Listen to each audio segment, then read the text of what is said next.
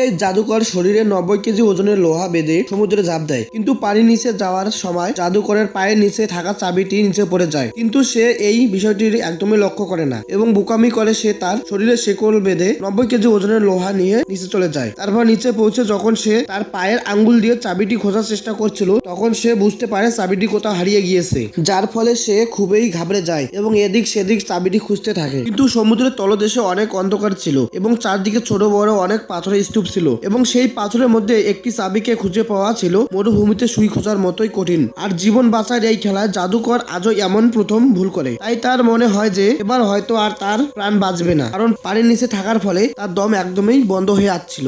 আর এখন তার কাছে কেবলমাত্র একটি উপায় আছে, তা হলো দ্রুত চাবিটি খুঁজে তালা খুলে উপরে উঠে আসা। কিন্তু চাবি না পেয়ে সে রাগের মাথায় জোর করে তালাটিকে ভাঙার চেষ্টা করে, কিন্তু অনেক চেষ্টার পরেও তালাটির কোনো কিছুই করতে পারে না। আর ঠিক তখনই উপরে থাকা জাদুকরের প্রেমিকা কিছু একটা সমস্যা অনুভব করে, কারণ অনেক সময় হয়ে যাওয়ার পরেও জাদুকর উপরে উঠে আসছিল না। তাই সে সঙ্গে সঙ্গে বিষয়টি বুঝতে পারে এবং কোনো কিছু না ভেবেই পানিতে ঝাঁপ দেয়। তারপর জাদুকরের কাছে পৌঁছে সে তার নিজের মুখ দিয়ে অক্সিজেন দেয়। তারপর সেই পাথরের স্তূপের মাঝ থেকে চাবিটি খুঁজে বের করে এবং এভাবে জাদুকরের প্রাণ বেঁচে যায়। তারপর অবশেষে জাদুকর এই ভয়াবহ মরণ ফাঁদ থেকে সফলভাবে বেরিয়ে আসতে পারে। বন্ধুরা, জাদুকরের জায়গায় আপনার প্রেমিকা হলে সে কি করতো সেটা অবশ্যই কমেন্টে জানাবেন।